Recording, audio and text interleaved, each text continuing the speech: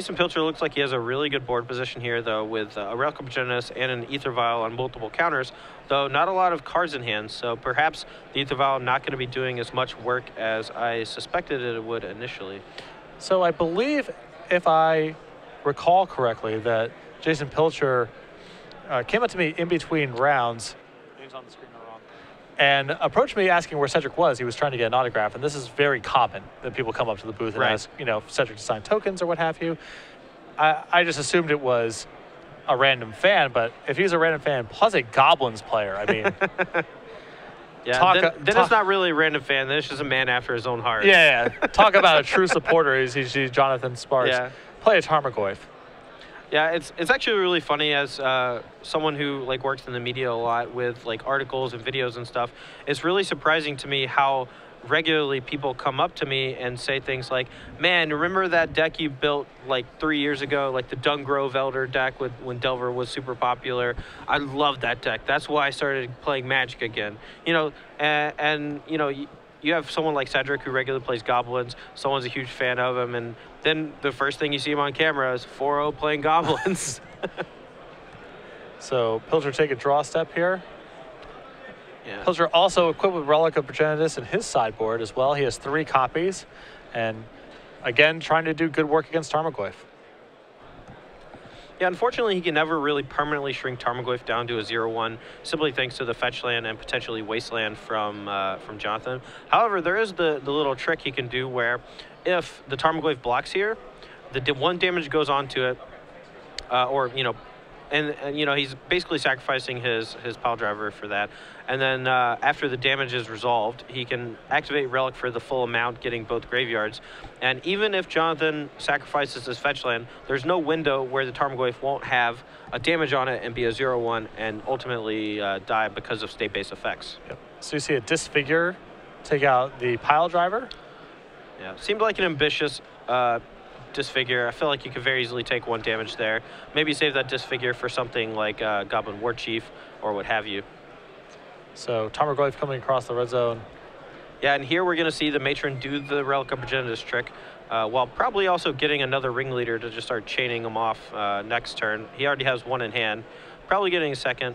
Potentially getting Siege Gang Commander, which would be a goulet. Jason already with Ringleader in hand, so he can go from 4 to 5, potentially get a Siege Gang Commander. Right, but it's really hard to justify going from 4 to 5 when you could just go from 4 to 4, because you know you could have like Krinko or something else in your deck that costs 4. But from looking at Jason's list initially, it looks like he just has 2 Siege Gang Commanders at 5 and 4 Ringleaders at 4. So he is going with the initial line that you suggested, finding another Ringleader out of his deck.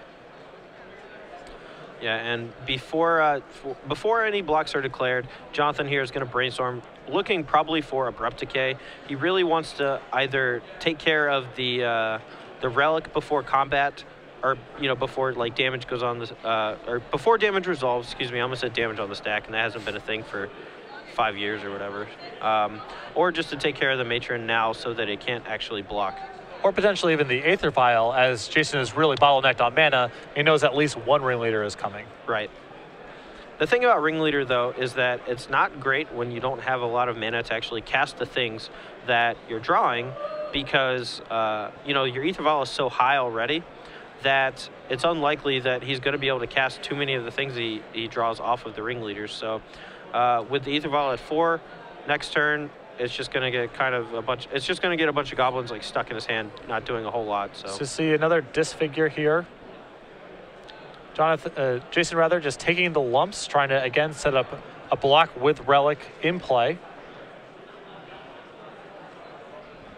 Yeah, I mean, that's his game plan right now, and it's honestly a pretty smart game plan. And I think both players are savvy of the fact that this is how Tarmogoyf and Relic of Progenitus interact.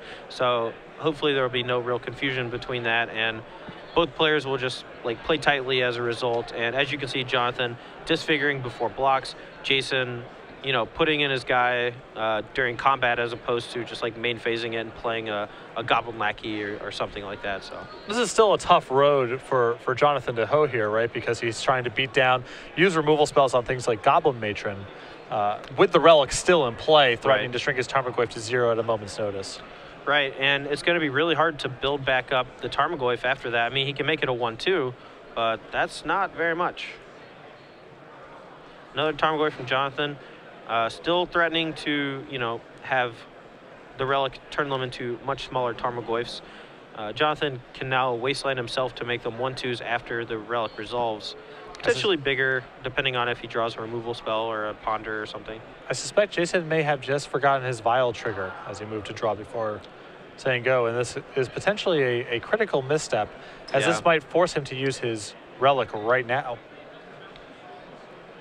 Yeah, this is pretty aggressive. The main phase Brainstorm here, I don't think is great for a few reasons, simply because Jason can now just exile the Brainstorm along with the rest of the cards, whereas if he attacked a Tarmogoyf, it's pretty likely that Jason decides to just crack Relic here to prevent himself, 1,000 damage from the Tarmogoyfs.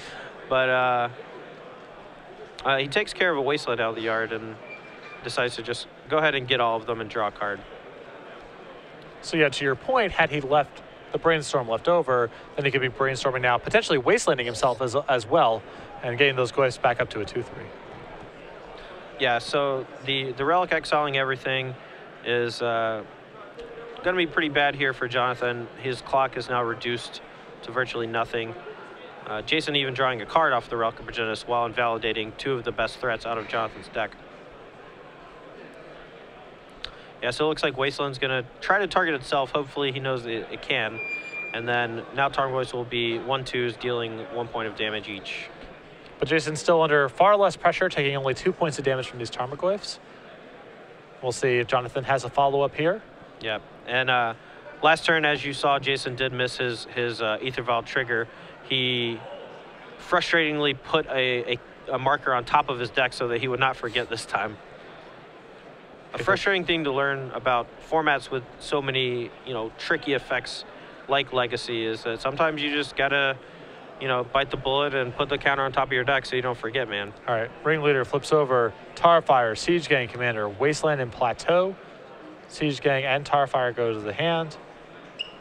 Yeah, so I feel like we can potentially Tarfire the Dark Confidant, but maybe that's ambitious because of how much it will grow the Tarmogoyfs. The Tarmogoyfs aren't really much of a threat at the moment. They're just 1-2s. The Ringleader kind of brick-walling Jonathan's entire team.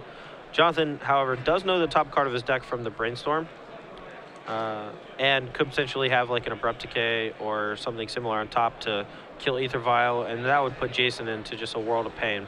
Yeah. You always have the instinct of wanting to kill Dark Confidant, but this is one of those spots where it's a little bit dangerous. Yeah.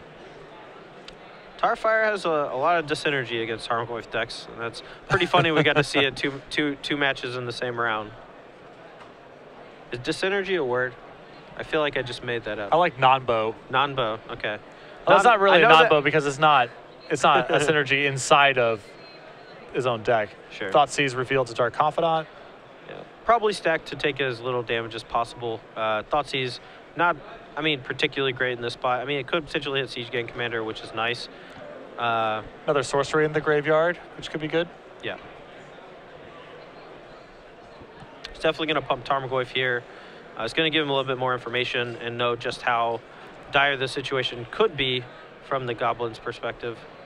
He's got a lot of guys in play right now. It's going to be pretty hard for him to dig back out of this even though he has the Ether Vial. Now he's going to get his Siege Gang Commander Thoughtseize, and he's not going to have enough blockers, really. Going to get Abyssed, much like we saw in the previous match. Yep. Jonathan contemplating how he wants to take his action here. And sometimes it intrigues me that these Goblin lists don't have something, once you're in the White Splash, they're figuring out a life total discrepancy right now. And sometimes it surprises me that these Goblin sideboards, once you're in the White Splash, don't have something as simple as even Swords to Plowshares to sort of shore up this liability. Yeah, the problem is you don't really want to play more than like one Plateau or one of your splash land with your 8 to 10 fetches, depending on, or 6 to 10 fetches, however many you want to play. You really have to play like a certain amount of lands that disrupt your opponent with like Rishan Port, Wasteland, and so you actually just run out of actual spots in your deck. Sure. So in response to this Thoughtseize, Jason contemplating if he wants to use the Tarfire somewhere. Yeah, I mean, this Starfire does not feel like it should be targeting Dark Confidant here. Because, I mean, the Siege Gang's going to get discarded regardless. And then we have Sorcery. Oh no, are we going to have Tarfire target Tarmogoyf? That would be really, really, really bad.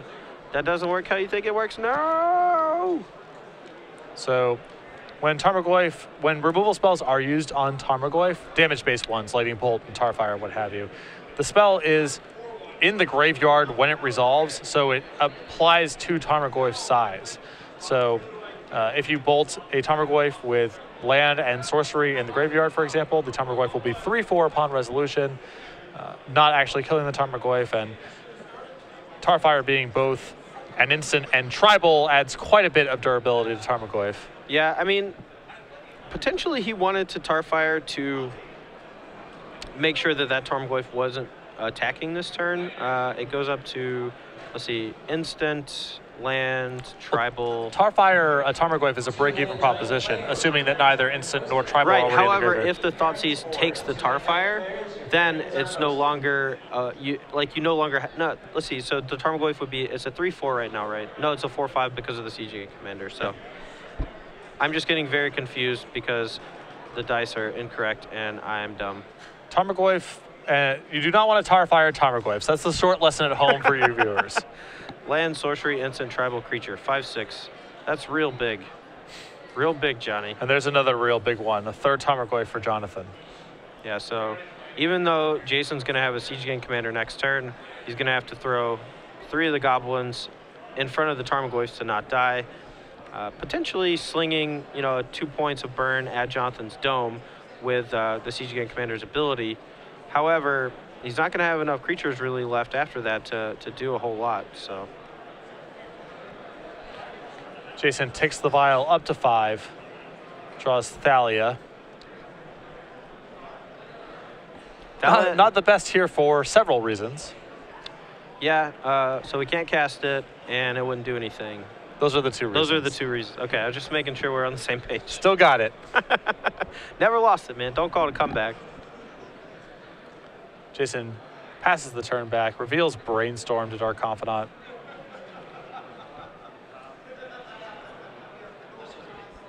All right, well, we got 3 Tarmogoyfs at 5/6 rumbling in. Main phase Brainstorm to try to, I guess, draw maybe a preemptive way to deal with the tokens or the Siege Gang commander itself before attacks. But these are some real big Tarmogoyfs, and it shows you just how powerful a 2-mana, no text box guy really can be. It's just a guy. It's just a giant guy for 2 mana. Certainly when supplemented by all these 0 and 1 mana disruption that Legacy has to offer. Yes, certainly. I mean, when you have access to Daze, Thoughtseize, even Gataxian Probe, ways to pump it very easily, I think we should probably be jamming with Confidant here too. I think the only way we can actually lose, do we have Tombstalker in the deck?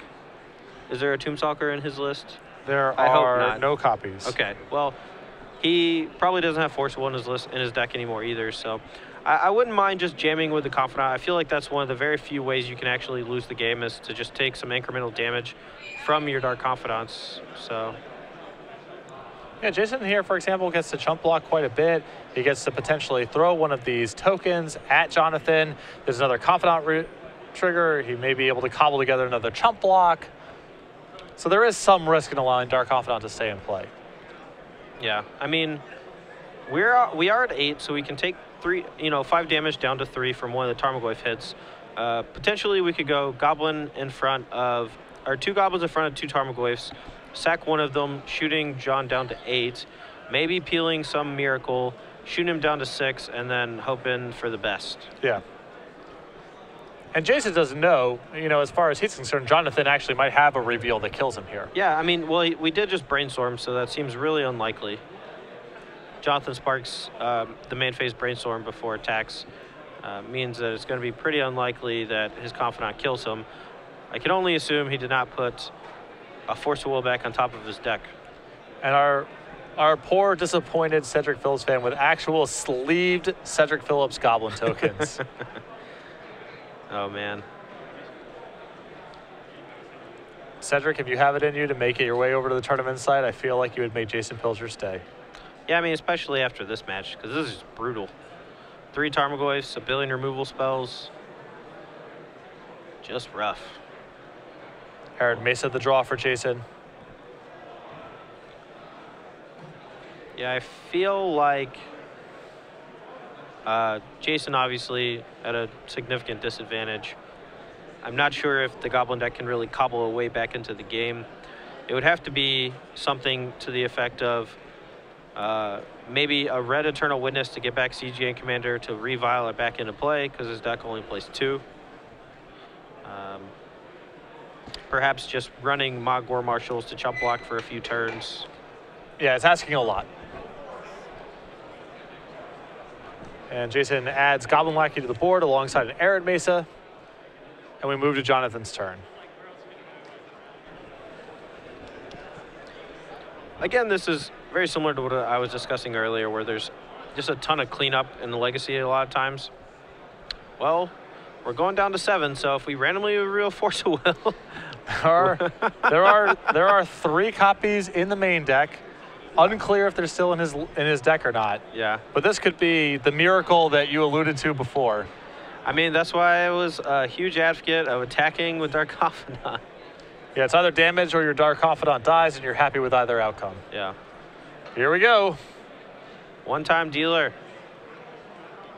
His days, whew, for a second there. It was blue, and it wasn't Brainstorm. Yeah, I mean, I can't imagine that there are too many copies of Force Will left in his deck. I mean, once you see Vile Cavernous Souls, Force Will just becomes so bad at so many points in the game. It's really only good on turn 1 against Aether Vial, you know, or if you're your opponent doesn't have Aether Vial. If they have Cavernous Souls, it's just abysmal. So the likelihood of him revealing something to kill him here was very, very slim. But we do technically still have a little bit of life here. Jason can block all 3 Tarmogoyfs one more time. If Jonathan decides to attack with the Dark Confidant, Jason's no longer able to fetch with the Arid Mesa either. So jamming in with some giant guys.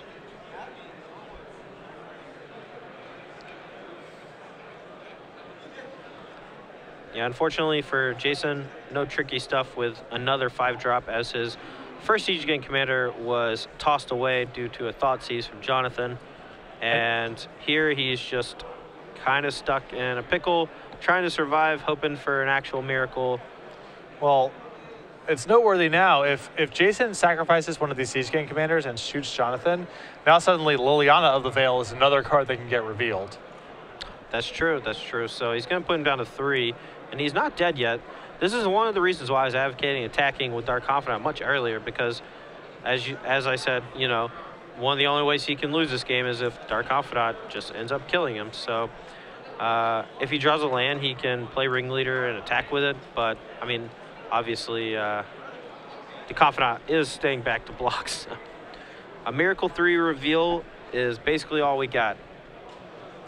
I don't even know if that's true, because if Jason just finds his other copy of Siege Gang Commander... No, he played one and one was Thoughtseize, so, correct. So we're basically at Liliana or bust. Yeah, we need him to reveal Liliana and also maybe not have a Brainstorm to you know, facilitate that. So Jim Palm Incinerator is the draw, I believe. All right, well, now it's... Last-ditch effort, cycle. Target Dark Confidant for 0. He does have a Tarfire in his deck that he can still draw, which then there are all sorts of outs. Man, if Jason pulls this game out, that would be such gas. Jonathan does have a Daze to cover him against the Tarfire scenario, but still. Okay. No! Oh! Reveal whoa, it! Whoa, whoa, whoa, whoa. No, he conceded. It's fine. I just want to see what the top card is. Can we go rabbit hunting here? Can we flip it over? Get the judge to rabbit hunt. Come on, dealer. I got to know, man. That was such a sweat. So Jason concedes a little preemptively into the maw of this Dark Confidant. Jonathan Sparks with Bug Delver will move on to 5-0. And I don't think Jason wants to see it now. Too bad. It's Thoughtseize. Okay. All right. All right. We're all good. Woo! That would have been wretched. That would have been really rough. All the 5 or 10 minutes of me just filling air